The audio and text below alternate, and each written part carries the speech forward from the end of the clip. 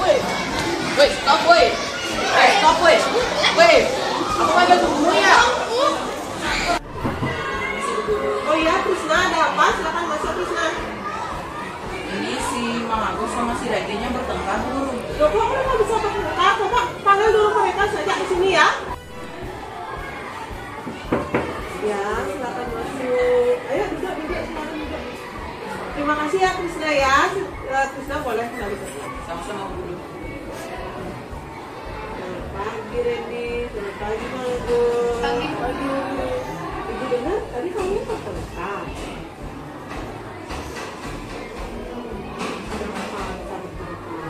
Hindi ma, gusto mo lang mengekek ako. Talagang kaya ko. Randy juga guru.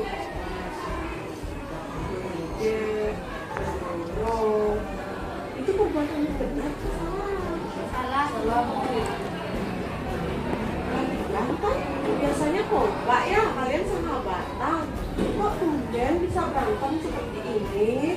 Coba, bisa nggak dijelaskan gimana? Hindi ma, bos siya panggil-panggil nggak mau nyaut siya, sombong.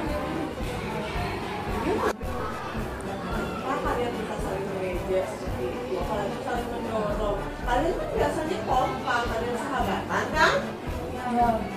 Hindi ma, Mang Agus, saya panggil nggak nyaut, saya kesel. Randy juga kenal saya jelek. Sekarang kalian mengerti. Tapi sekarang apakah kalian sudah sadar bahwa perbuatan saling mengejek sambil memukul dan mendorong itu adalah perbuatan yang baik atau tidak? Tidak perlu, kami sadar. Kalian masih ingat gak keyakinan kelas yang sudah kita sepakati? Masih guru. Coba, Randy, apa keyakinan kelas kita? Tadi saya sabar. Kalau Mang Agus? Tidak mengejek teman.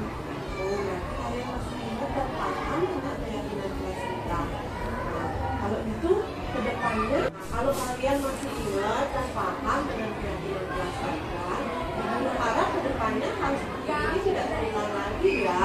Ya guru, kami berjanji tidak akan berulang lagi. Nah, kalau kalian sudah berjanji seperti itu, tidak akan mengulangi perbuatan kalian lagi dan sudah menyesali apa yang kalian lakukan, guru pada saya, ke depannya kalian pasti tidak dipandang yang tidak baik. Terima kasih sudah menyadari kesalahan kalian.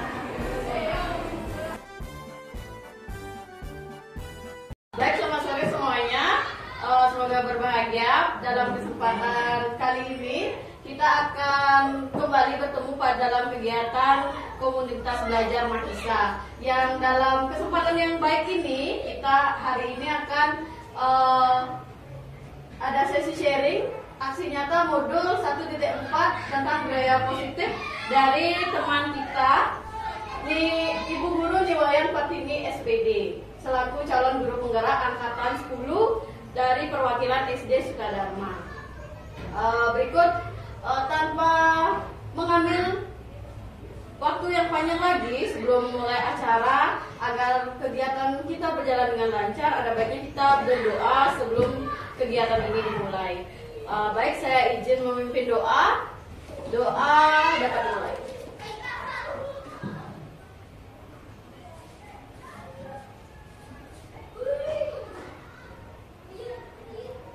Berdoa selesai. Baik, untuk mempersingkat waktu, acara kita yang utama adalah sesi pemantik dari Ibu Kepala Sekolah, Ibu Dayu Putusyan. Silakan. Selamat pagi. Pagi. Semangat pagi.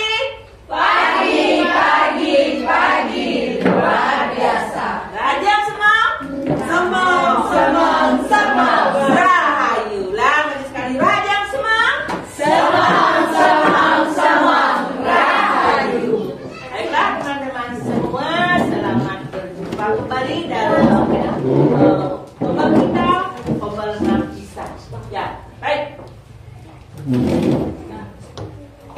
Nah, untuk menghangatkan suasana, ya suasananya lebih hangat dan teman-teman juga lebih fokus, kita akan awali dengan sebuah senam untuk menghangatkan badan. pelajaran kita. Silakan teman-teman berdiri semua.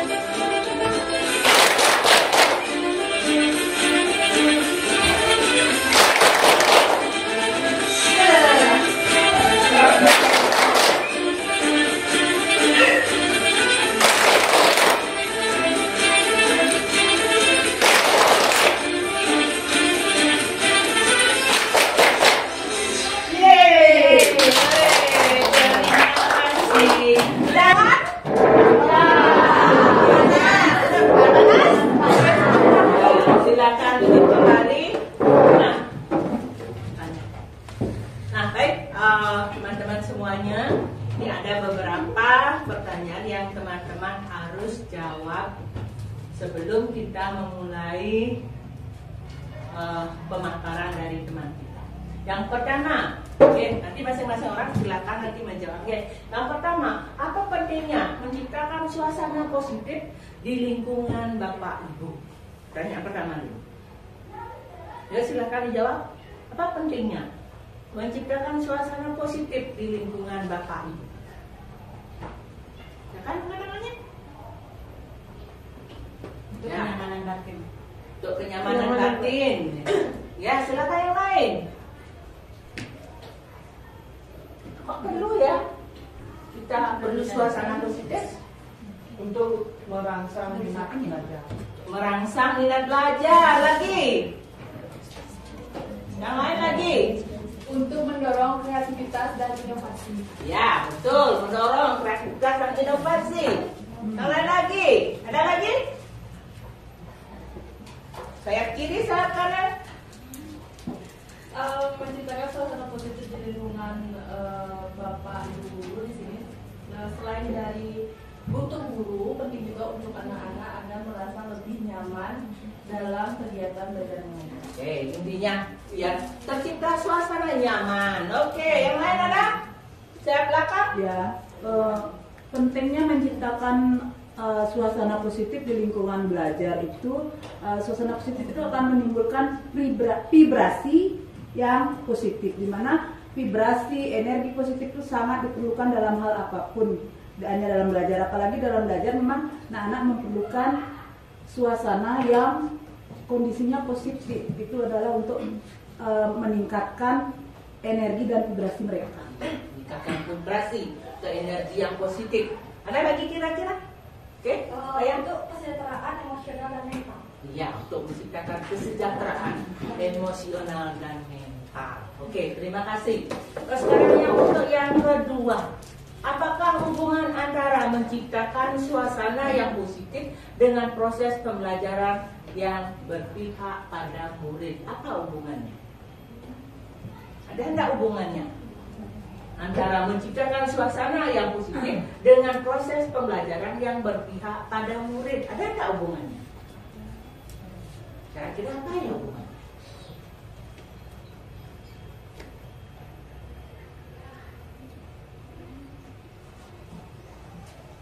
Penting nggak kita menciptakan suasana positif? Penting. Kemudian, terus untuk proses pembelajaran yang berpihak pada murid itu, kira-kira perlu nggak suasana positif? Iya. Nah, jadi bisa nggak dikaitkan? Coba dikaitkan sekarang.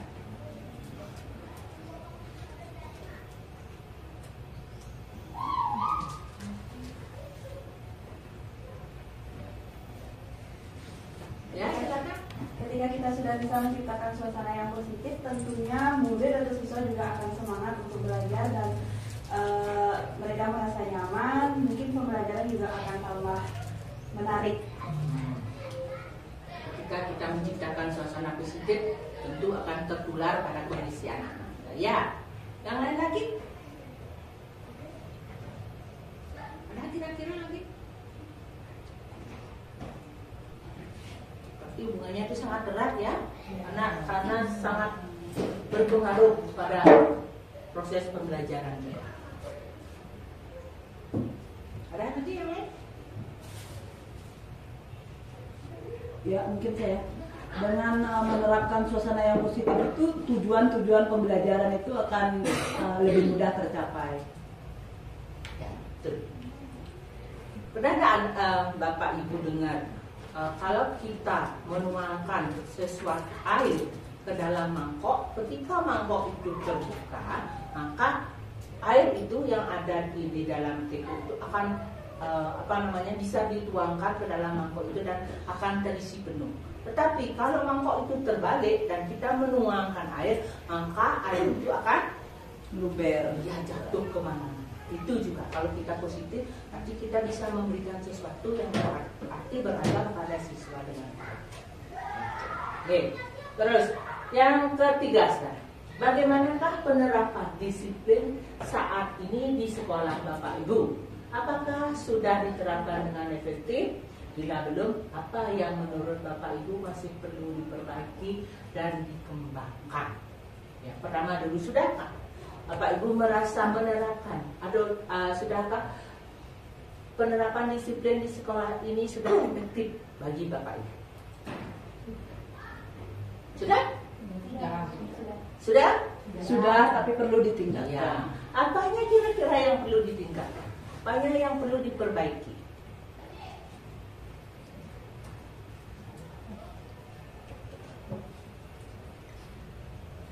Biasanya kesadaran dari komunitas sekolah untuk mentaati segala aturan tata tertib disiplin yang ada di sekolah. Jadi kadang-kadang mereka masih belum terlalu ngeh gitu dengan disiplin.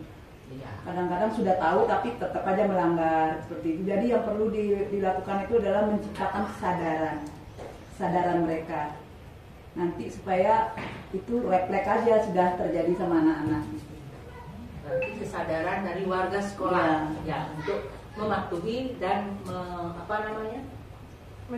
menepati disiplin yang sudah ditetapkan, dan kemudian nanti kalau sudah terbiasa akan menjadi suatu kebiasaan.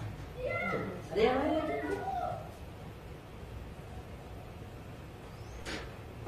Ada yang lain?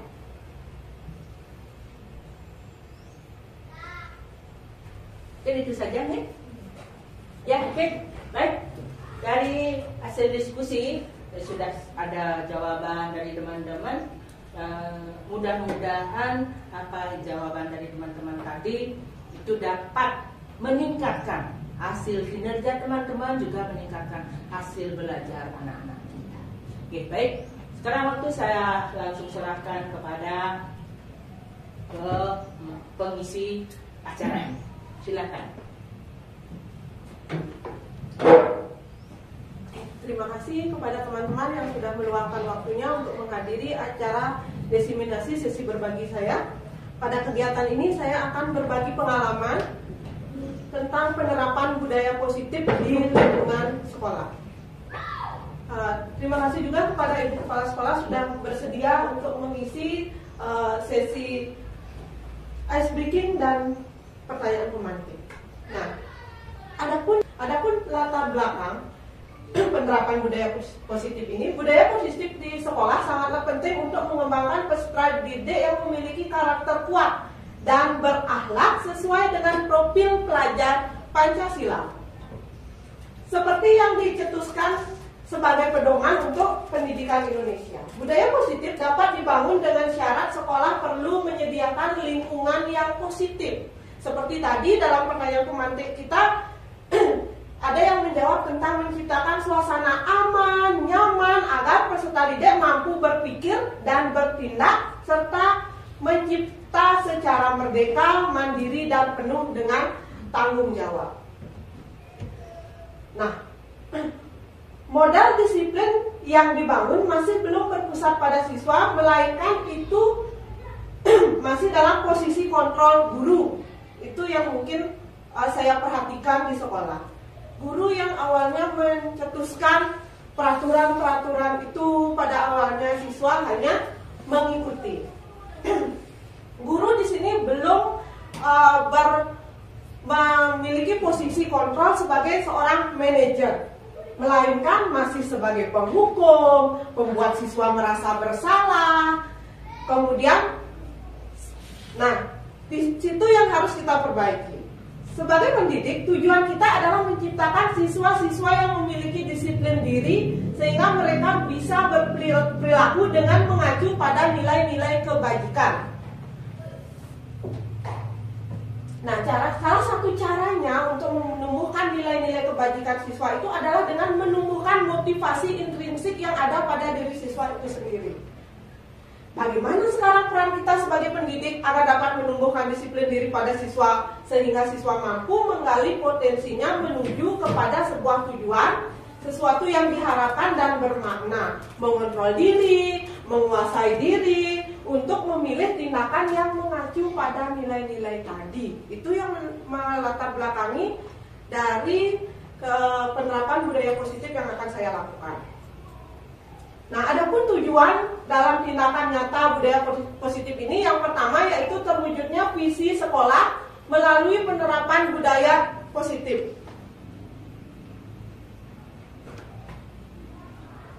Yang kedua, terbentuknya karakter disiplin yang kuat. Yang ketiga, menumbuh kembangkan karakter profil pelajar Pancasila. Itu tujuan awal yang ingin saya terapkan dalam tindakan nyata budaya positif. Nah, kemudian dalam budaya positif ini ada 6 aspek yang harus dimiliki. Yang pertama adalah disiplin positif dan nilai-nilai kebajikan yang universal. Kemudian ada yang kedua, teori motivasi hukuman dan penghargaan serta restitusi. Kemudian yang ketiga ada keyakinan kelas. Kemudian yang keempat, kebutuhan dasar manusia dan dunia berkualitas. Yang kelima, restitusi mengenai 5 posisi kontrol. Yang keenam, di sana ada restitusi segitiga restitusi. Bagaimana kita menerapkannya? Nah, kita mulai dari yang pertama, disiplin positif dan nilai-nilai kebajikan yang universal. Dalam menciptakan lingkungan yang positif, salah satu strategi yang perlu kita tinjau kembali adalah penerapan disiplin positif. Nah, makna kata disiplin sendiri itu apa? Coba kita perhatikan. Dalam budaya kita, disiplin itu dimaknai sebagai sesuatu yang dilakukan seseorang pada orang lain untuk mencapai kepatuhan. Itu awalnya. Kita cenderung mengungkapkan kata disiplin itu dengan ketidaknyamanan. Kita sendiri yang memaksakan hal itu, kedisiplinan itu bersumber pada guru, bukan dari jiwa siswa itu sendiri.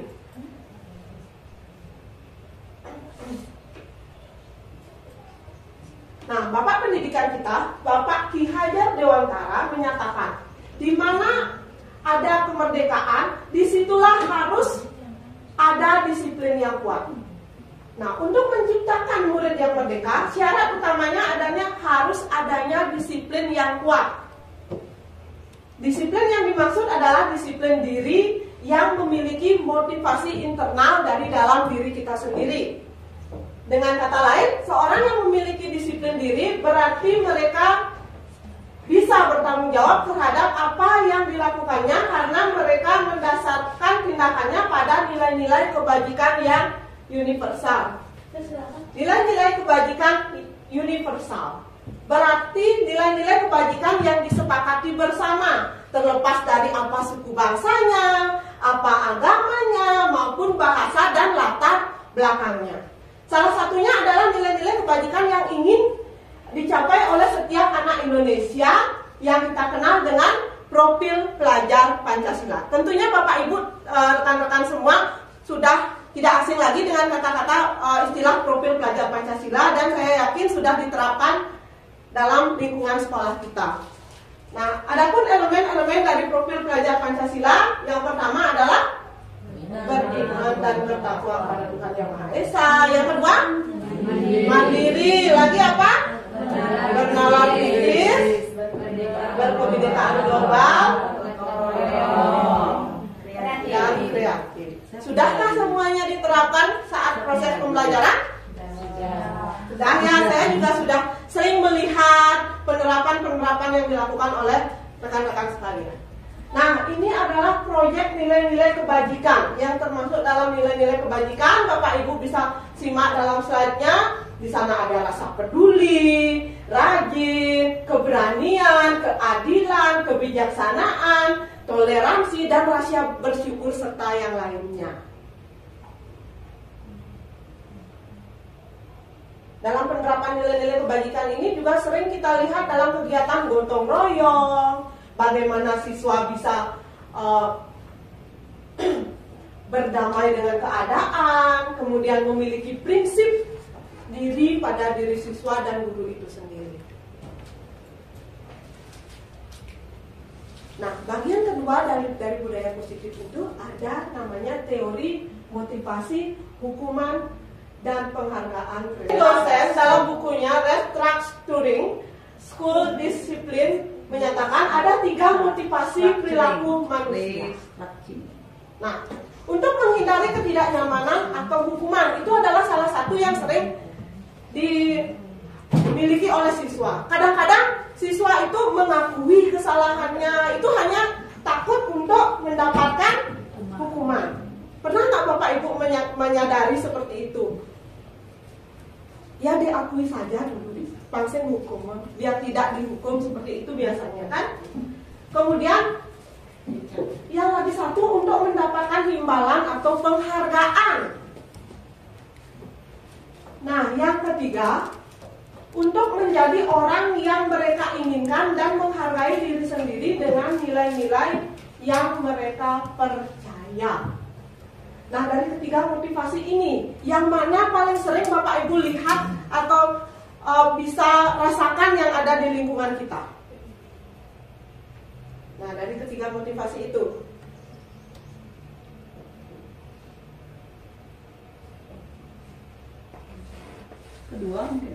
kedua untuk mendapatkan imbalan dan penghargaan.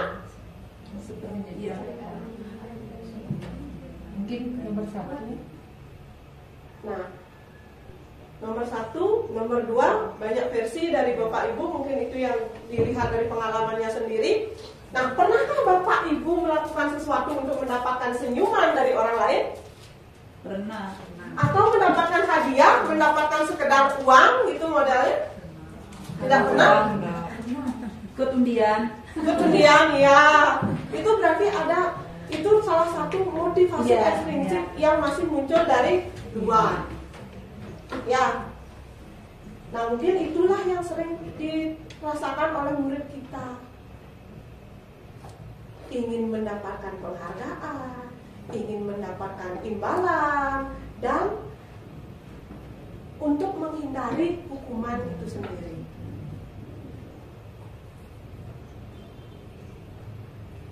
Untuk motivasi yang ketiga, apakah Bapak Ibu sudah pernah melihat atau menyaksikan di mana murid itu ingin menjadi orang yang mereka inginkan dan menghargai diri mereka sendiri dengan nilai-nilai yang mereka percaya? Inilah yang harus kita tumbuhkan pada siswa. Bukan hanya sekedar ingin mendapatkan imbalan atau takut mendapatkan hukuman. Nah, selanjutnya apa sih itu hukuman, konsekuensi, dan restitusi? Mari kita bahas bersama. Yang pertama itu ada namanya hukuman. Hukuman adalah sebuah cara untuk mengarahkan sebuah tingkah laku agar sesuai dengan tingkah laku yang berlaku secara umum. Kemudian ada konsekuensi. Konsekuensi di sini merupakan sebagian akibat langsung dari perbuatan yang telah dilakukan. Sementara restitusi adalah proses menciptakan kondisi bagi murid untuk memperbaiki kesalahan mereka sehingga mereka bisa kembali pada kelompok mereka dengan karakter yang lebih kuat. Nah, di sini saya mempunyai suatu gambaran. Sekarang mari kita lihat, dia termasuk dalam tahapan yang mana. Nah, coba hukuman atau konsekuensi. Coba Bapak Ibu di depan saya mempunyai 5 pernyataan. Kita coba telaah. Pernyataan yang pertama, apakah dia termasuk hukuman atau konsekuensi? Coba diperhatikan. Hukuman. Nah, yang pertama, mencatat 10 kali di dalam buku kalimat "saya tidak akan terlambat lagi" karena terlambat ke sekolah. Nah, seperti itu. Kemudian yang kedua, lari mengelilingi lapangan basket 2 kali karena terlambat hadir ke sekolah. Nah, yang ketiga, membersihkan coretan yang dibuatnya di meja tulis. Nah, kemudian keempat, murid diminta untuk push up 15 kali karena tidak menggunakan masker di sekolah. Yang terakhir, menggantikan kertas tugas teman. Nah, berarti yang pertama itu apa, teman-teman? Hukuman atau konsekuensi? Nah, yang kedua? Hukuman. Yang kedua? Yang ketiga? Konsekuensi. Yang keempat? Hukuman. Yang kelima? Konsekuensi. Nah, mari kita cek bersama-sama.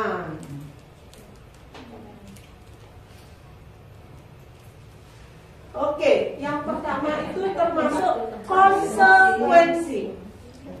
Ya, tadi siapa yang menjawab konsekuensi? Saya. Berarti ibu kepala sekolah kita bisa menjawab konsekuensi. Yang kedua itu hukuman, benar sekali, itu adalah hukuman. Yang ketiga konsekuensi atas apa yang telah mereka lakukan. Yang keempat hukuman. Yang kelima konsekuensi. Nah, berarti sudah jelas atau masih bingung antara konsekuensi dan hukuman? Sudah bisa membedakan antara konsekuensi dan hukuman? Oke, kita bisa lanjut ya.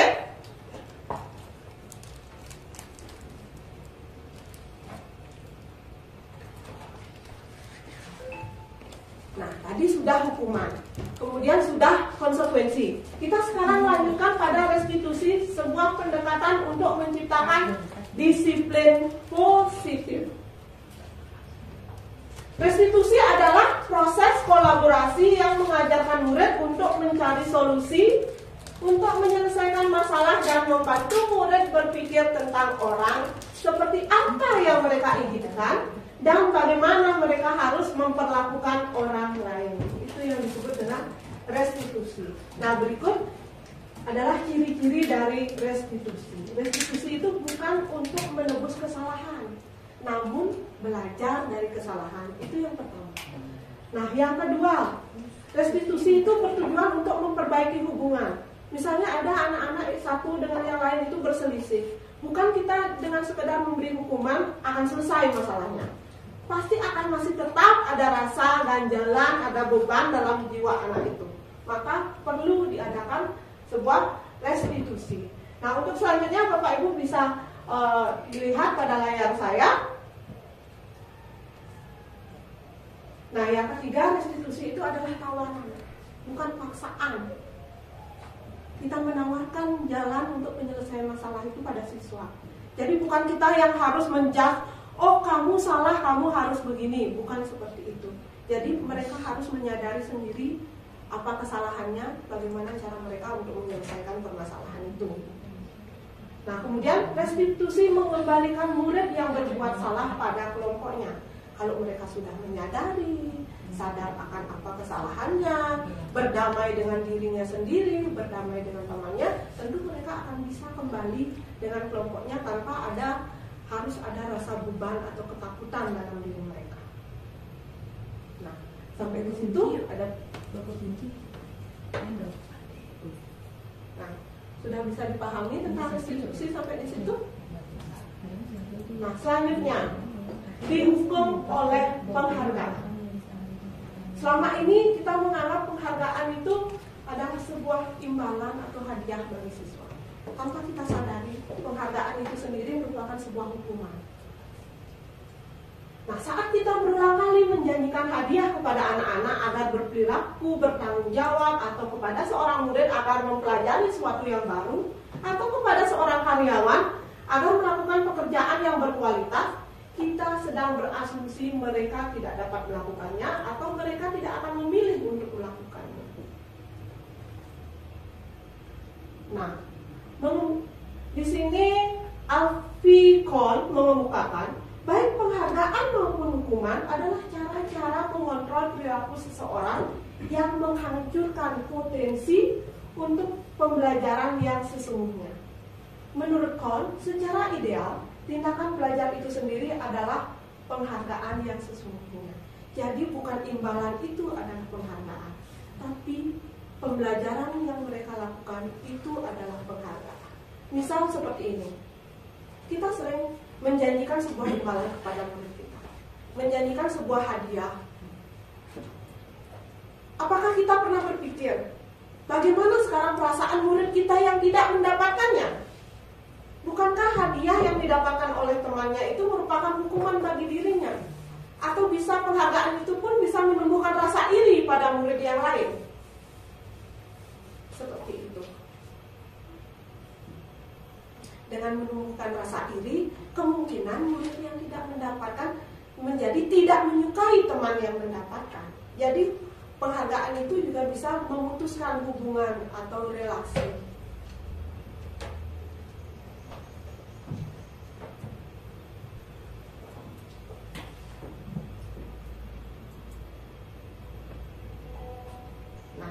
Kita lanjutkan ke bagian ketiga dari budaya positif, yaitu keyakinan kelas. Saya menyadari teman-teman sebagian besar bahkan mungkin semuanya di kelasnya sudah membuat keyakinan kelas dengan siswanya. Nah, keyakinan yaitu nilai-nilai kebajikan universal yang disepakati secara tersirat dan tersurat, lepas dari latar belakang suku, negara maupun agama. Di sini saya sudah menyematkan pembentukan keyakinan kelas atau sekolah. Keyakinan kelas ini bersifat lebih abstrak daripada sebuah peraturan yang lebih terperinci atau konkret.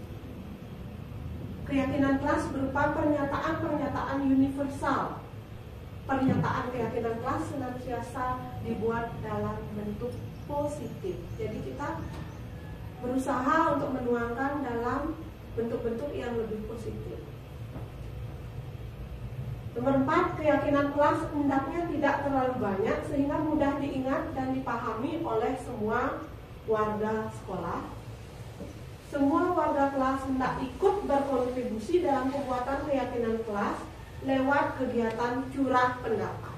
Jadi tidak hanya guru yang membuat keyakinan kelas itu.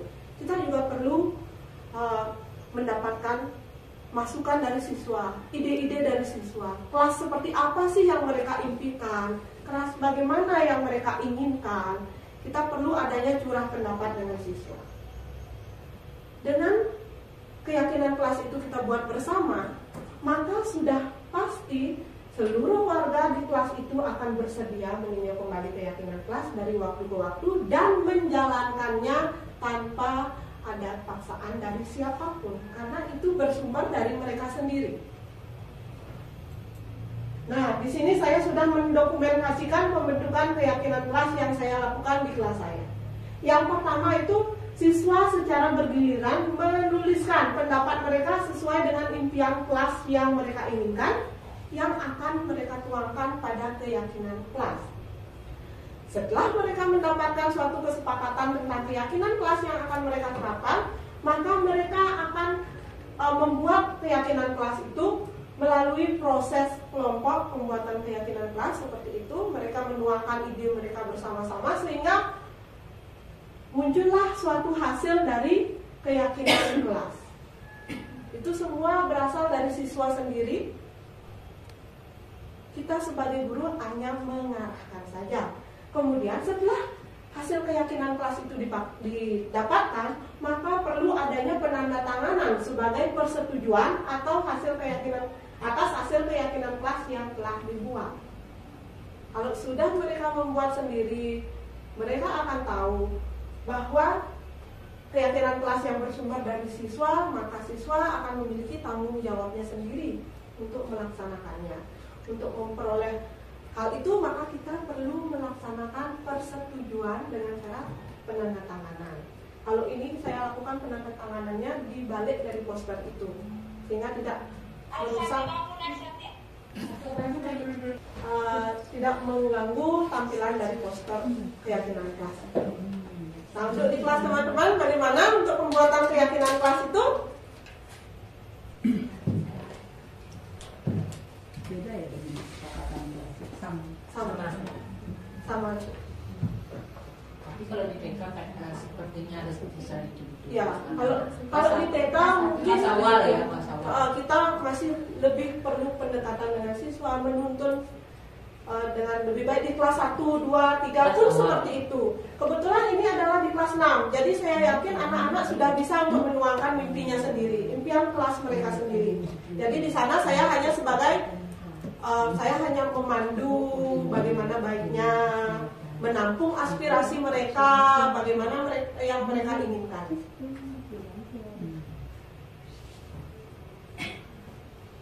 Nah, selanjutnya kita akan menuju kepada kebutuhan dasar manusia dan dunia berkualitas.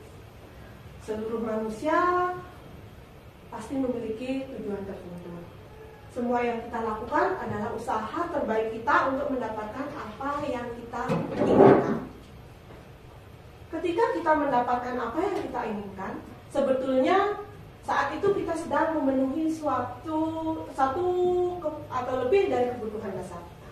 Nah, di sini saya sudah memaparkan 5 kebutuhan dasar manusia. Yang pertama, kebutuhan untuk bertahan hidup. Semua orang pasti memiliki kebutuhan untuk bertahan hidup. Apa salah satu cara untuk memenuhi kebutuhan bertahan hidup yang bisa kita lakukan? Makan, ya, apa lagi?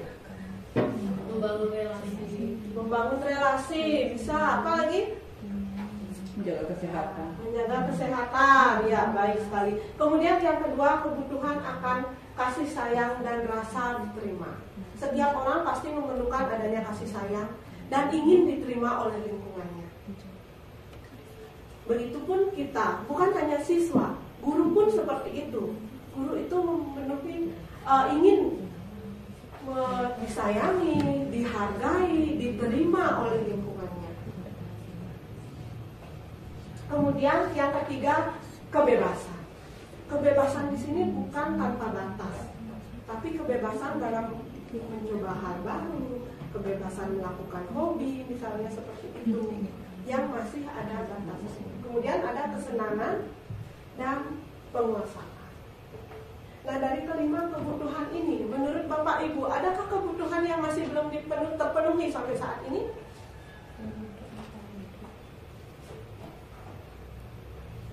Sudah semua terpenuhi atau masih ada yang belum terpenuhi sampai saat ini? Kalau rasa nyaman di mana teman? Mas. Rasa nyaman itu biasanya kasih sayang dan rasa diterima.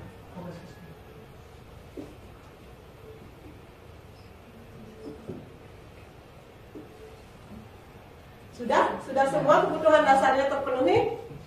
Kalau sudah semua berarti kita adalah manusia yang merdeka. Nah, kita lanjut ya. Nah, kemudian kita lanjut ke dunia berkualitas. Dunia berkualitas Anda adalah tempat khusus dan dalam pikiran Anda. Tempat Anda menyimpan gambaran, representasi dari semua yang Anda inginkan. Bisa berisi orang-orang, hal-hal, dan apa saja yang terbaik dalam hidup Anda dan membuat Anda merasa bahagia dan terpenuhi kebutuhan dasarnya. Nah, di sini ada beberapa pertanyaan. Coba teman-teman renungkan.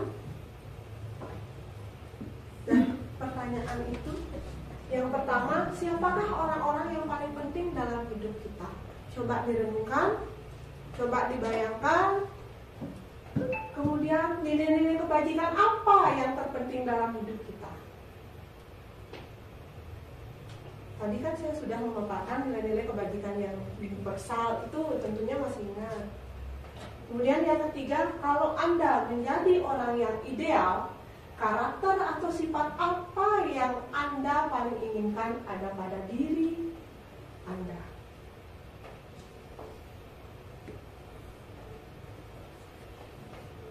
Apa pencapaian Anda yang Anda sangat banggakan sampai saat ini? Serta apa pekerjaan ideal bagi Anda menurut diri Anda sendiri? Ceritakan bagaimana perjalanan hidup Anda, di mana Anda merasa itulah titik puncak dari hidup Anda. Apa yang paling bermakna dalam hidup Anda? Itu judulnya harus dijawab. Ya, mungkin ada salah satu dari rekan-rekan yang ingin mengutarakan sisi hatinya tentang dunia berkualitas bagi diri teman-teman itu sendiri. Ada orang yang penting. Ayo silakan Mama. Ayo, siapa yang ingin sharing dengan teman-teman tentang dunia berkualitas yang penting? Menurut saya diri saya sendiri orang yang paling penting. Oke, menurut Bu Jero Anis, diri beliau sendiri adalah orang yang paling penting. Bukan keluarga? Saya dulu baru keluarga. Oh, diri sendiri dulu. Bagus sekali. Kalau kita sudah Hargai bahagia, diri sendiri, pasti ya. bisa. Ya, mungkin ada teman yang lain yang ingin nilai-nilai kebajikan apa yang terpenting bagi kalian dalam hidup Anda? Kejujuran. Ya, siapa? Kejujuran. Oh, ibu kepala sekolah, kejujuran. Teman yang lain? Kasih sayang. Kasih sayang. Ada lagi yang lain? Ya, karena dari Disiplin. kejujuran itu akan tumbuh kasih sayang. Oh, seperti itu ya. Saya sakit. Gak apa-apa, kita diskusi santai. Oke, kemudian kalau Anda menjadi seorang ideal, karakter atau sifat apa yang paling ingin ada pada diri kalian? Karakter apa? Kalau teman-teman itu menjadi orang yang ideal, karakter apa? Bijaksana? Ya. Bijaksana. Nggak usah malu-malu Bijak sini. mengutarakan. Kalau bijak sini gimana? Oke, yang lain bagaimana? Bu Jero Eka bijaksana, yang lain? Saya tambahkan dengan Arif biar jadi Arif dan bijaksana. Oke, dibuat kepala sekolah PK kita Arif dan bijaksana, bagus. Selain Yang itu keempat, Arif. apa pencapaian yang menurut Bapak Ibu sampai detik ini paling membanggakan? Banyak teman saya. Banyak teman. Lagi apa? Prestasi. Prestasi, ya. Yang ada lagi yang lain apa yang membanggakan? Mungkin pencapaian yang dari dulu sudah diidam-idamkan dan akhirnya tercapai. Ya, Apa misalnya? Mendapat skill baru. Mendapat skill baru. Skill baru apa Ibu kita? Misalnya kalau saya tuh kan di IT gitu. Ya. Jadi kalau misalnya di IT tuh Dan hal-hal baru. ada hal-hal baru, saya bisa pelajari dan itu bisa menambah satu saraf di otak saya. Nah, Oh, itu iya. Pencapaian. ada satu pencapaian pencapaian luar biasa. Berarti pembelajaran salah satu Iya. kebanggaan. Ya, menurut Bapak Ibu, apakah nomor 5 ini perlu saya tanyakan lagi? Apa pekerjaan yang ideal bagi Bapak Ibu? Guru. Oke, kita semua mencintai profesi kita sebagai seorang pendidik. Benar apa tidak? Oh. Nah, ceritakan bagaimana perjalanan hidup Anda, di mana Anda merasa itulah titik puncak dari diri Anda. Harus bercerita ke depan ya. Oke, titik puncak. Inilah titik puncak saya. Di mana? Saya masih merangkak, gimana belum sampai ke puncak. Oh, Ibu Guru belum sampai di Baru puncak. masih mendaki. Yang lain bagaimana? Ya coba saya ya. Ya, silakan Ibu. Ya, saya akan merasa bangga ya. Apa namanya? Kalau meniti jalan hidup dari dulu, dari merangkak seperti tadi, dari duduk merangkak dulu sampai ke puncak. Ketika saya merasakan puncak, ketika anak-anak saya, apakah itu anak murid atau mencapai keberhasilan, sukses dia dalam hidupnya, bukan karir saja, dalam hidup bisa dia memberikan kasih sayang kepada keluarganya atau mencapai apa yang dia inginkan. Itu dalam puncak keberhasilan saya. Oke, berarti Ibu Guru Dayu lebih kepada keberhasilan daripada anak didik, anak-anak beliau itu merupakan suatu titik puncak dalam hidupnya. Pasti pernah Ibu merasa bangga seperti ini, yang saya alami seperti ini. Saya pergi ke suatu tempat, ternyata waktu itu saya pergi ke sebuah rumah sakit. Ternyata di sana ada seorang perawat yang menyapa saya, bahkan saya lupa orangnya. Ternyata itu adalah anak didik kita dulu. Bu Guru masih ingat saya. Ya, seperti itu kebanggaan kita sebagai seorang guru ya. Bukan karena gaji. Kalau dihitung gaji tidak ada. Ya kan? Ya. Kebanggaan kita adalah keberhasilan anak-anak, bukan gaji. Ya, melihat anak-anak kita Ya, sukses sukses, dalam kehidupan ya. mereka. Itu Sudah adalah lebih salah dari satu gaji titik puncak miliaran dalam hidup kita. kita, ya. Setuju semua? Setuju. Oke. Nah, kemudian apa yang paling bermakna dalam hidup kita? Hal yang paling bermakna. Semua bermakna bagi saya. Semua bermakna. Ya, karena hidup ini penuh makna, penuh warna, penuh makna, dan penuh pembelajaran dalam hidup yang membuat kita menjadi lebih dewasa. Ya, nah itu tentang dunia berkualitas. Kita lanjutkan dengan 5 posisi kontrol. Nah, ini yang harus kita miliki sebagai seorang guru. Nah, Dr. William Glasser berkesimpulan ada 5 posisi kontrol yang diterapkan seorang guru, orang tua, ataupun atasan dalam melakukan kontrol. Kelima posisi kontrol tersebut adalah penghukum, pembuat merasa bersalah, teman, pemantau, dan manajer. Dari kelima posisi kontrol itu, Bapak Ibu sekarang berada di mana? Penghukum. Penghukum. Bu Jero tadi apa Bu Jero? Teman. Bu Ririn? Manajer. Kenapa Bu Ririn bisa menyimpulkan kalau Bu Ririn berada dalam posisi manajer? Ya karena kan anak-anak itu apa ya? Kalau menurut saya ya, saya jarang menganggap saya berbeda dengan anak saya, dengan murid-murid saya. Jadi hanya di sana berbeda. Apa yang saya harus arahkan, dia harus bisa seperti itu. Jadi saya merasa saya bosnya atau saya manajernya, kamu karyawan, bukan harus menghukum atau tidak. Saya tidak bermaksud seperti itu. Nah, oke, terima kasih Bu Ririn. Berikutnya saya akan memaparkan tentang kelima posisi kontrol itu. Mari kita simak bersama-sama. Nah, yang pertama ada posisi sebagai penghukum. Seorang penghukum bisa menggunakan hukuman fisik ataupun verbal. Omongan pun verbal hukuman. Ya, itu yang sering mungkin kita lakukan tanpa kita sadari, tanpa kita sengaja. Tidak ada orang yang sengaja untuk menghukum, itu modelnya kan. Orang-orang yang menjalankan posisi penghukum senantiasa mengatakan bahwa sekolah memerlukan sistem atau alat yang dapat lebih menekan murid-murid lebih dalam lagi. Hasilnya apa? Kemungkinan murid marah dan mendendam atau bersifat agresif. Bisa jadi sesudah kembali duduk, murid tersebut akan mencoret-coret kembali buku-bukunya atau menulis lagi di meja seperti yang saya tampilkan tadi, itu yang mencoret meja, merusak buku teman, atau melakukan hal yang lebih buruk lagi. Sepulang sekolah, murid melihat motor atau mobil dari bapak ibu guru dan akan menggores kendaraan tersebut dengan paku, karena dengan kita menghukum maka tidak dipungkiri akan timbul dendam pada murid, ya kan? Nah, coba bagaimana menurut bapak ibu posisi penghukum ini? Coba direnungkan. Selanjutnya, pembuat merasa bersalah. Pasti sebagian dari kita pernah melakukan atau berada di posisi ini. Pada posisi ini biasanya guru akan bersuara lebih lembut. Misalnya, nah jangan ribut ya, nanti kamu sama kelas ini sebelah kalau kita ribut, seperti itu misalnya. Ya kan? Pembuat merasa bersalah akan menggunakan keheningan yang membuat orang lain merasa tidak nyaman atau menimbulkan rasa bersalah pada dirinya dan atau rendah diri.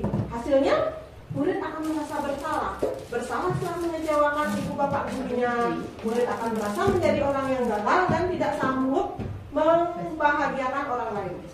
Kadang-kadang sikap seperti ini lebih berbahaya dari sikap penghukum, karena dia akan cenderung merasa, oh saya salah, saya bersalah, terus merasa dirinya merendah diri, mungkin itu yang akan muncul.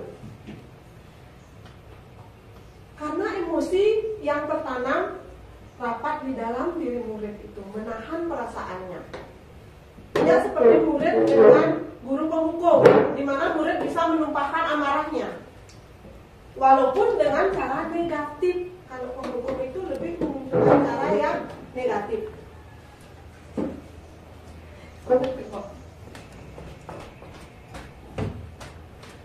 Murid tertekan, seperti inilah yang tiba-tiba meletus amarahnya dan bisa menyakiti dirinya sendiri bahkan orang lain di sekitarnya. Pernahkah Bapak Ibu seperti itu? Atau ini, nah diam ya, nanti ibu kepala sekolah mendengar dari kantor kita ribut di kelas, makasih anak sama bu guru. Itu modelnya, itu adalah salah satu pembuat merasa bersalah. Kemudian seperti tadi yang dipaparkan oleh Bu Jeroeka tentang posisi sebagai teman. Guru pada posisi ini tidak akan menyakiti, namun akan tetap berupaya mengontrol murid melalui persuasi. Posisi teman pada guru bisa negatif ataupun positif. Positif di sini berupa hubungan baik yang terjalin antara guru dan murid. Guru di posisi teman menggunakan hubungan baik dan humor untuk mempengaruhi seseorang. Hasilnya, murid itu senang, akrab dengan gurunya. Itu termasuk dampak positifnya. Hanya saja ada sisi negatifnya. Murid menjadi tergantung pada guru tersebut. Bila ada masalah, dia merasa bisa mengandalkan guru tersebut untuk membantunya. Akibat lainnya dari posisi teman ini tidak akan membuat sesuatu bila misalnya ada murid, dia tidak akan membuat sesuatu bila yang menyuruh adalah guru tersebut, dan belum tentu berlaku yang sama dengan guru lain, karena dia merasa guru itu adalah teman. Guru tidak akan melakukan apa-apa karena dia adalah teman saya, seperti itu.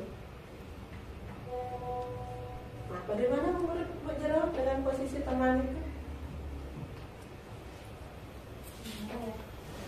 Ada sisi positif, ada sisi negatif. Positifnya menjadi lebih akrab, tapi negatifnya murid itu tidak melunjak. Ya, melunjak seperti yang bilang. Campah bahasa Bali. Ya, seperti itu. Nah, kemudian ada pemantau. Tadi tidak ada yang memilih pemantau ya. Memantau berarti mengawasi. Pada saat kita mengawasi, kita bertanggung jawab atas perilaku orang-orang yang kita awasi.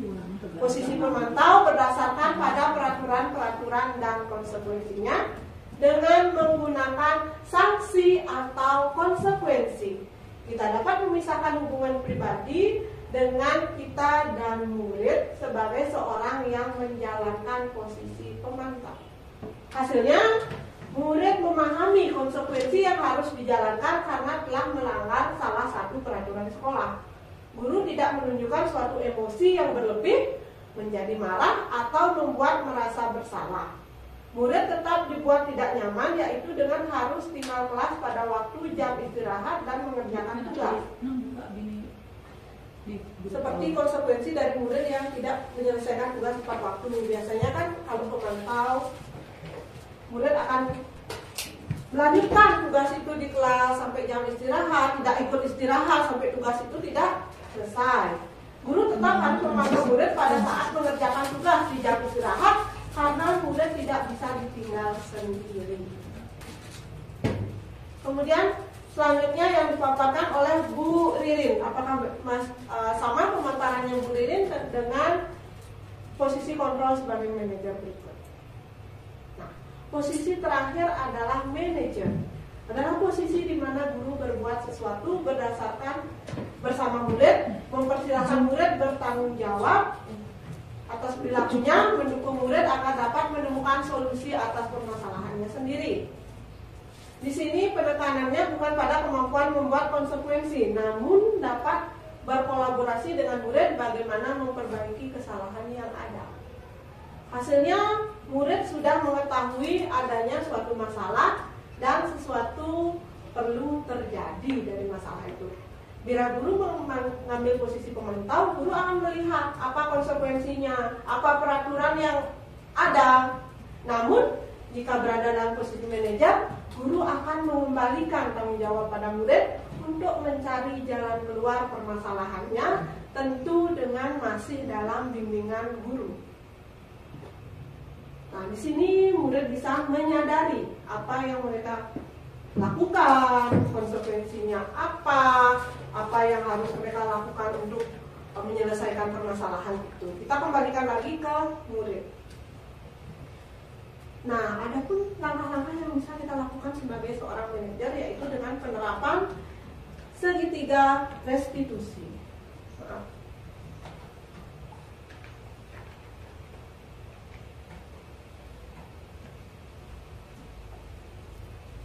Oke. Ini adalah tahapan segitiga restitusi. Menurut Dan Goster telah merancang sebuah tahapan untuk memudahkan para guru dan orang tua dalam melakukan proses untuk menyiapkan anaknya untuk melakukan restitusi, bernama segitiga restitusi. Langkah pertama yaitu dengan menstabilkan identitas, kemudian validasi tindakan yang salah, yang ketiga menanyakan keyakinan. Nah, kita akan bahas satu persatu dari bagian triangle tersebut.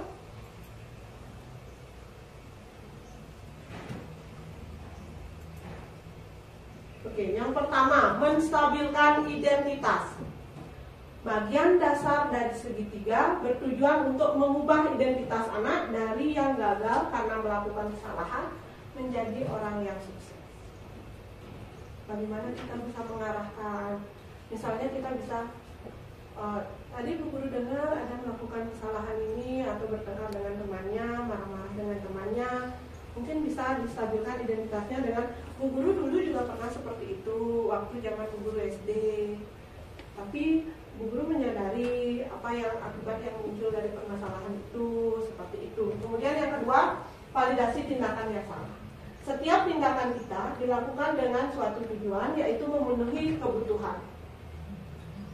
Kalau kita memahami kebutuhan dasar apa yang mendasari sebuah tindakan, kita akan bisa menemukan cara-cara paling efektif untuk memenuhi kebutuhan tersebut. Misal, seorang siswa di sekolah dia sering kayak berulah, kayak membuat kenakalan, membuat suatu masalah. Kita di sana perlu melakukan pendekatan. Mungkin saja ada kebutuhan dasar siswa itu yang belum terpenuhi. Misal, mungkin siswa itu ingin mencari perhatian kita karena kebutuhan untuk rasa kasih sayangnya yang kurang, atau mungkin rasa kebebasannya yang belum terpenuhi.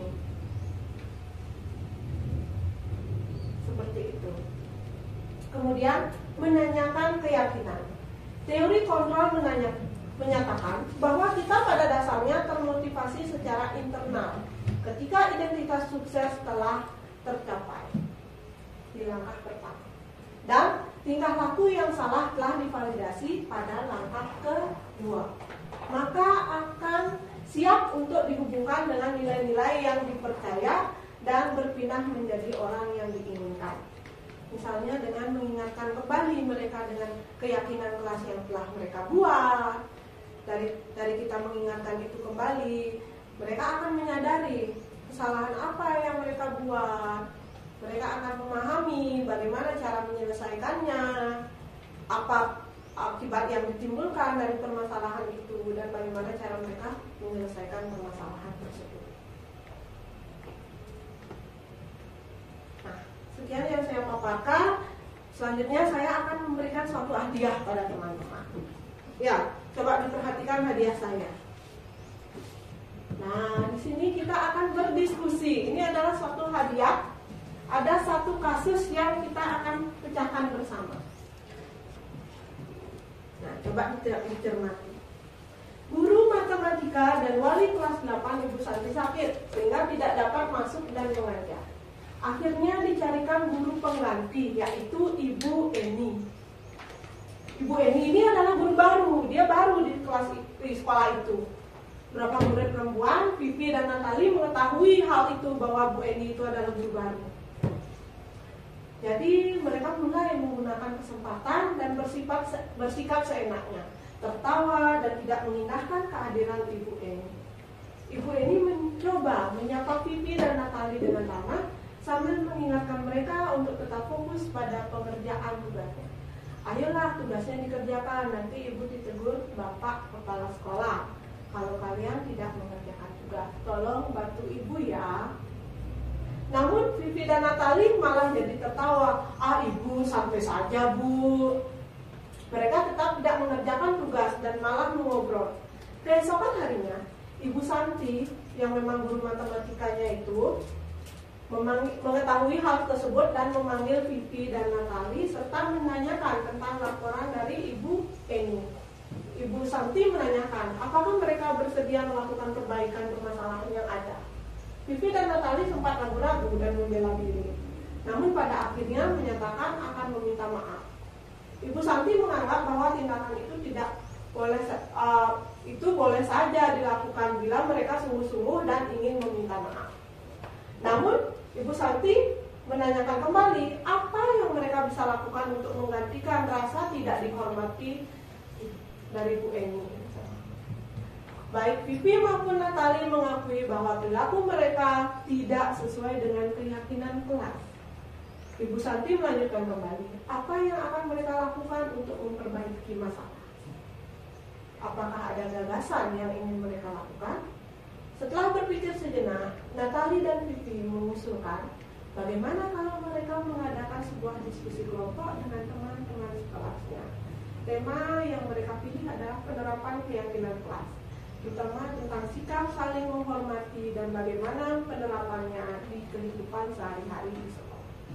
Usulan keduanya adalah mengirim email kepada Ibu Eni tentang gagasan mereka tersebut.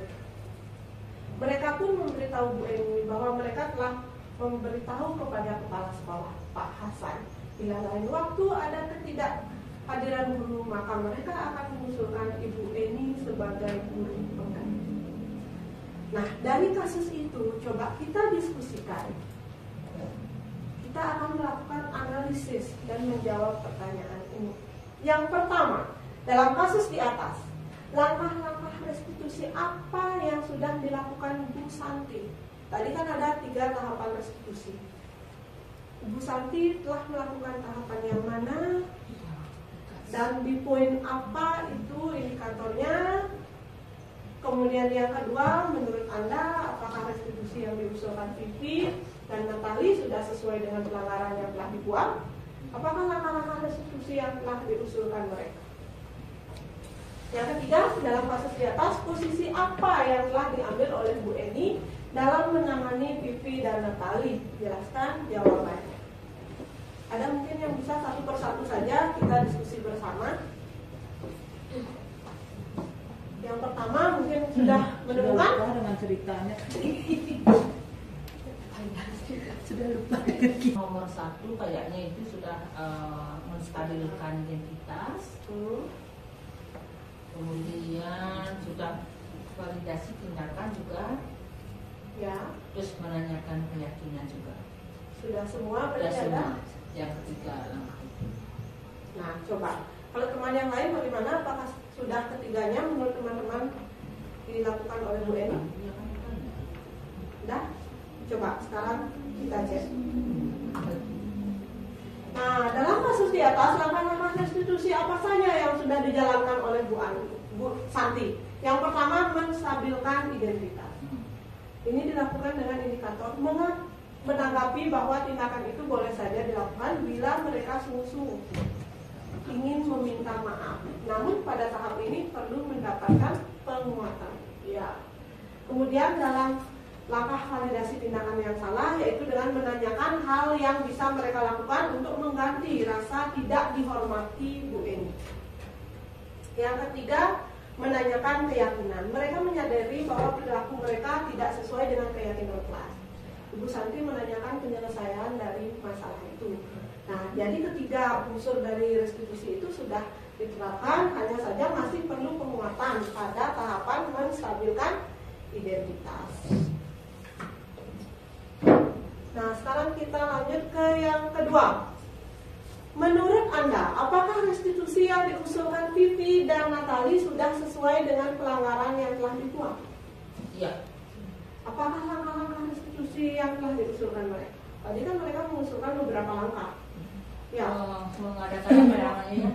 Diskusi kelompok. Diskusi kelompok. Masalah keyakinan kelas Hmm. tentang menghargai dan menghormati.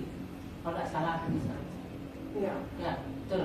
ya ada. Tadi teman yang lain mungkin menemukan ada lagi apa restitusi yang diusulkan oleh Vivi dan Natali. Ini bukan oleh Bu Santi, tapi oleh muridnya.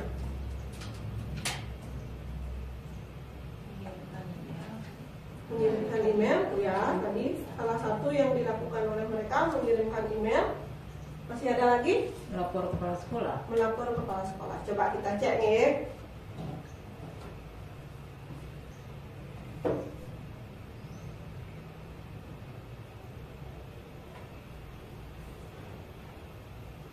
Menurut Anda, apakah restitusi yang diusulkan Vivi dan Natali sudah sesuai dengan pelanggaran yang telah dibuat?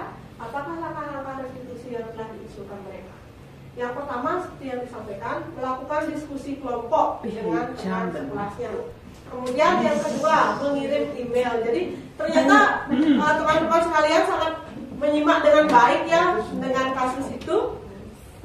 Biasa anak kuliahan masih bisa lah. Otaknya masih encer ini. Ya, berarti Saya suka.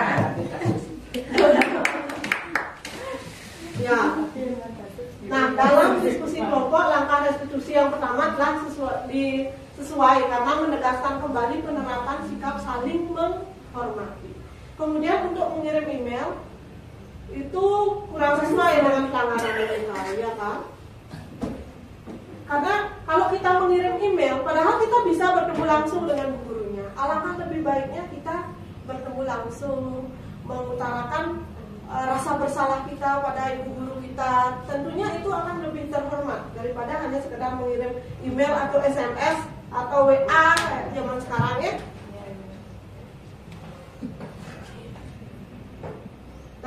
Nah, kita sampai ke kasus ke pertanyaan ketiga. Dalam kasus ini posisi apa yang disampaikan oleh Bu Eni dalam menangani Vivi dan Natali?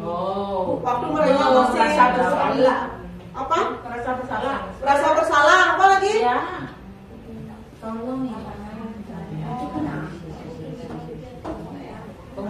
Tolong ya dikerjakan nanti. Ya, rasa bersalah. Itu apa posisi kontrolnya? Membuat rasa bersalah. Membuat rasa bersalah. Ada lagi yang lain?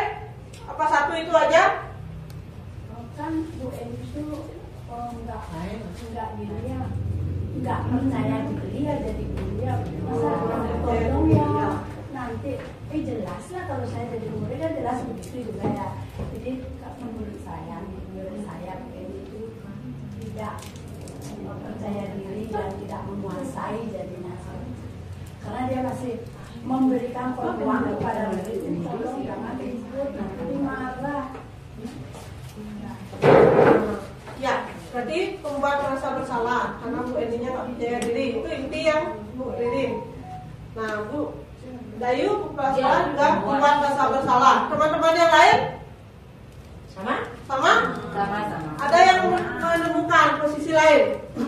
Sama dengan kitanya. Nah, oke, kita cek ya.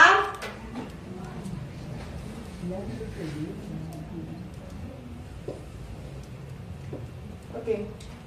Nah, di sini dalam kasus di atas posisi apa yang telah diambil oleh Ibu Eni dalam menangani Vivi dan Natali? Benar sekali jawaban teman-teman tadi, membuat rasa bersalah.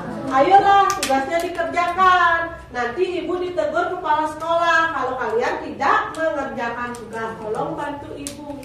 Itu membuat rasa bersalah. Kemudian kalau teman, sebagai layaknya seorang teman, Ibu Eni menegur secara ramah dan meminta tolong pada Vivi dan Natali untuk fokus, tidak ditegur kepala sekolah. Terus teman mungkin membuat guru dekat atau akrab dengan murid. Akan tetapi dalam kasus ini mendapat tanggapan negatif dari Vivi dan Natali. Mereka malah merespon perintah Ibu Eni dengan gurauan dan tetap tidak mengerjakan tugas. Oke. Nah, sekian pemaparan dari saya. Untuk kali ini saya sangat berterima kasih kepada teman-teman karena masih tetap fokus sampai saat terakhir menyaksikan ini. Namun sebelum kita akhiri, saya ingin melakukan refleksi dari apa yang sudah saya sampaikan tadi.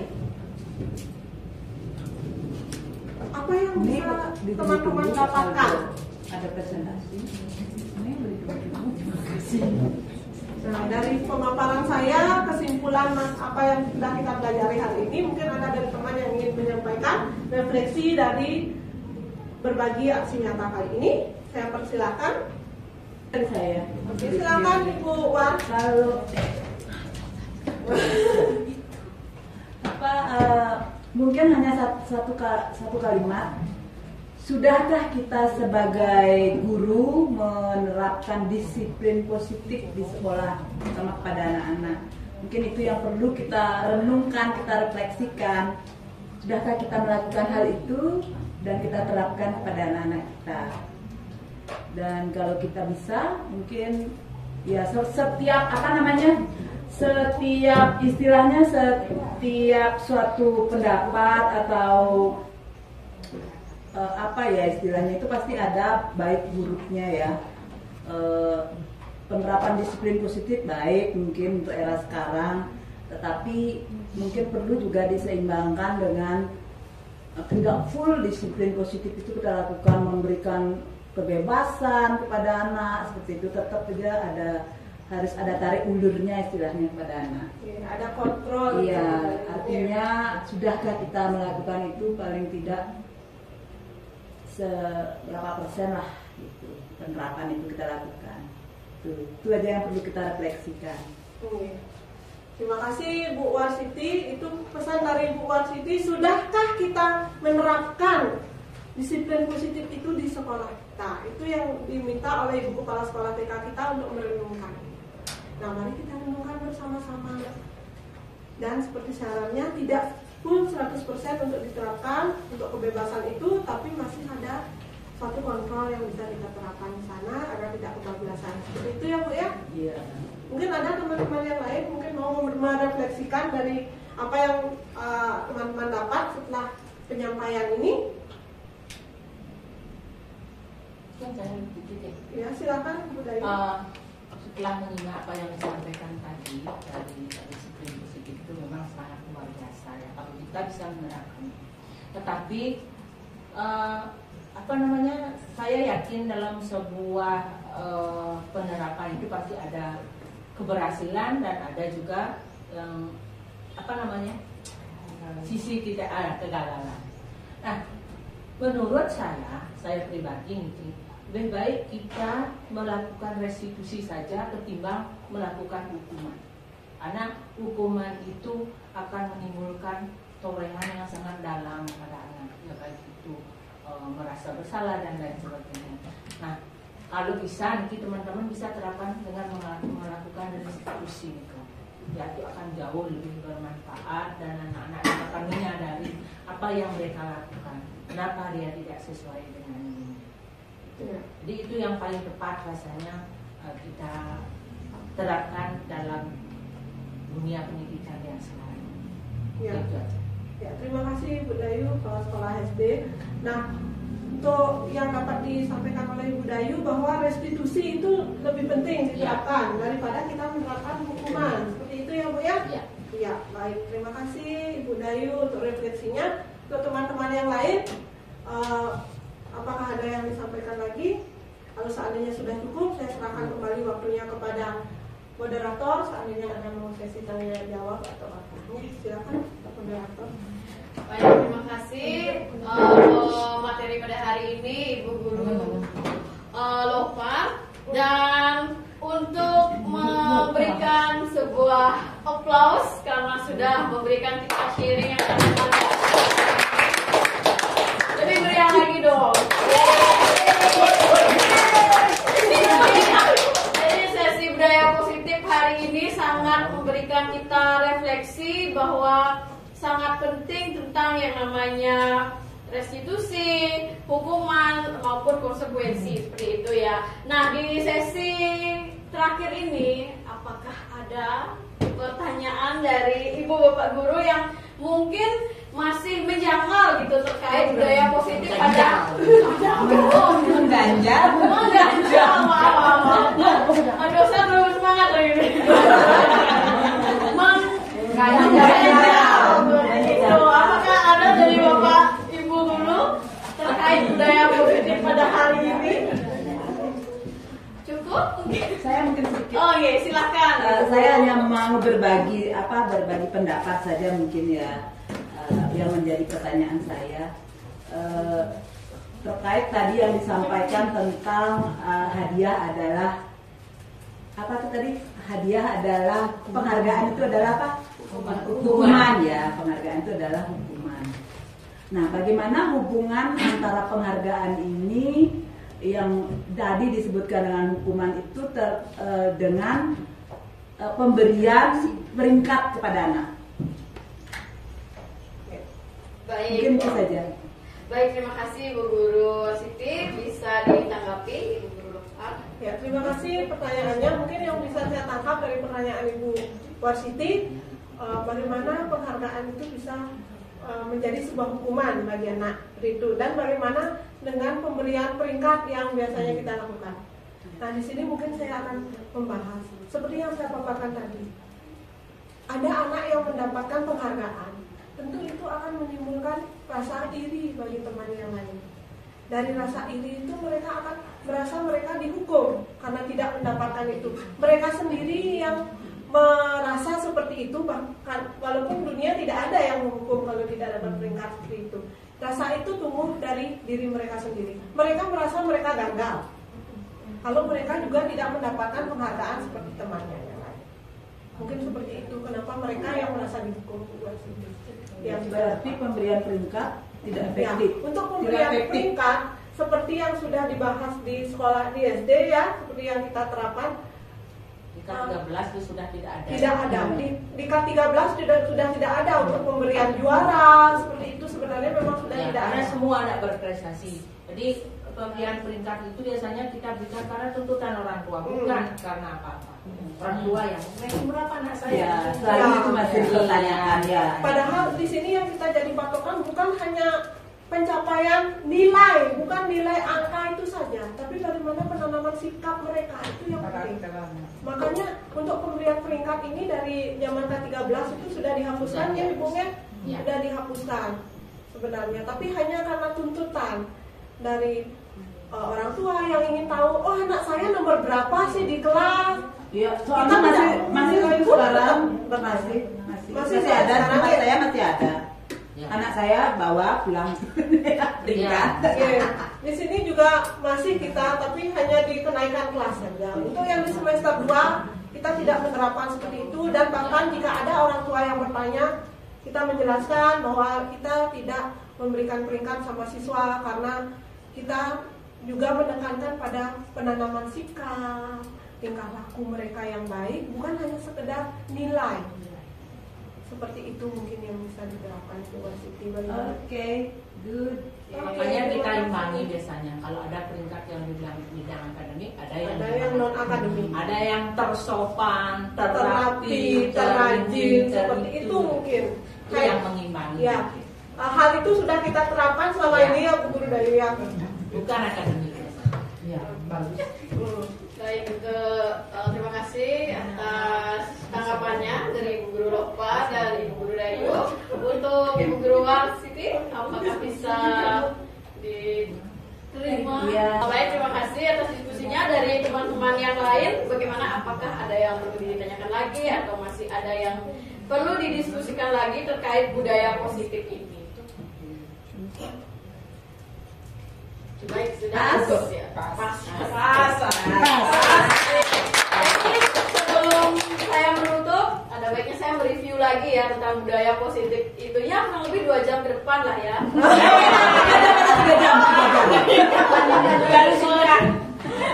Baik, saya singkat reviewnya itu jadi 1 menit saja ya.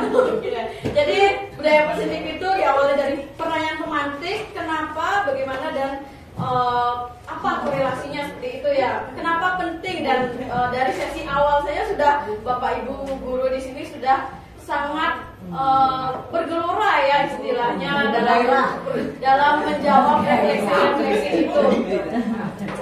Dan ada pula kita membahas tentang hukuman, konsekuensi dan restitusi, dan bagaimana keyakinan kelas itu kita buat bersama siswa. Lalu yang terakhir, bagaimana itu tentang dunia berkualitas, di mana refleksinya itu memaknai tentang diri kita sendiri dan kita bawa ke untuk pembelajaran pada siswa itu ya. Dan yang terakhir ada studi kasus yang juga Bapak Ibu guru di sini sudah jawab dengan sangat maksimal ya, sesuai pengalaman sehari-hari, dan semoga dapat digunakan lagi ke depannya mulai dari hari ini, besok mengajar dan seterusnya. Baik, untuk menutup sesi hari ini saya mohon tepuk tangan. Tepuk tangan yang meriah. Tepuk tangan yang meriah. Tepuk tangan yang meriah. Tepuk tangan. Wah, kok jadi takut ya orang? Tepuk tangan yang meriah. Yang meriah. Tepuk tangan yang meriah sekali. Wah, ini curang nih. Tunggu ya bapaknya. Baik, tidak memperpanjang waktu lagi. Karena waktu sudah panjang. Saatnya kita menutup sesi komunitas belajar Mahisa pada hari ini. Semoga kita bisa ketemu dalam waktu dekat ini untuk belajar lagi ya. Belajar Mahisa bersama kita bisa. Jadi ingat slogannya ya, bersama kita bisa. Bersama kita berani.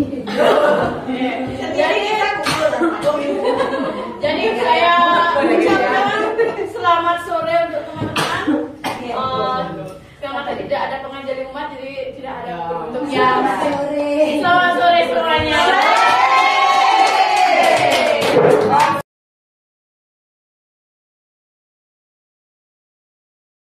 Selamat pagi, perkenalkan nama saya Dayu Putri Sriani, saya Kepala Sekolah SD Sutadharma, dan kali ini saya akan menyampaikan hasil diseminasi dari Bu Guru Niwayan Partini SPD tentang penerapan budaya positif.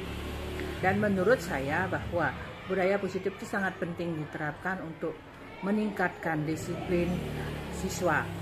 Dan harapan saya ke depan bahwa budaya positif ini dapat diterapkan secara maksimal di sekolah sehingga budaya disiplin juga akan meningkatkan kinerja para guru dan siswa.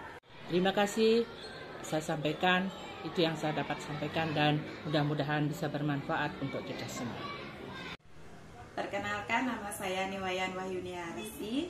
Saya selaku staf Yayasan Trisula Hubud yang menaungi sekolah SD Sutadharma.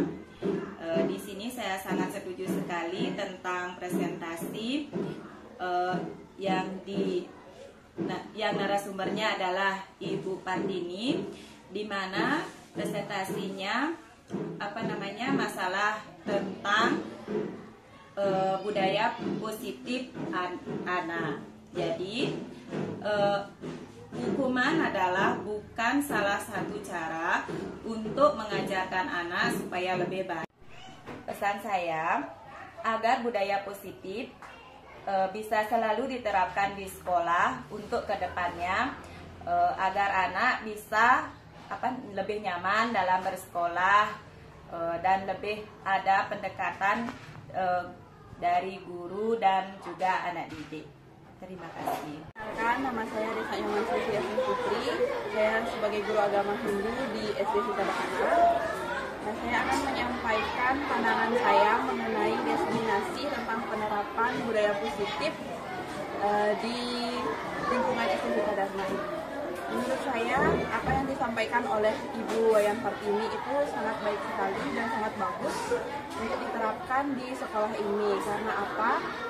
Karena jika ada murid-murid yang bandel atau nakal itu tidak seharusnya atau tidak selalu harus kita hukum, melainkan kita bisa melakukan pendekatan atau restitusi seperti yang sudah disampaikan. Karena jika kita sudah melakukan pendekatan atau restitusi, jadi kita akan tahu apa yang menjadi penyebab dia seperti itu, dan kita bisa lebih bijak lagi untuk mengambil tindakan apa yang harus kita lakukan. Jadi menurut pandangan saya itu kegiatan diseminasi penerapan budaya positif itu sangat perlu dilakukan di SD Sutradharma. Terima kasih.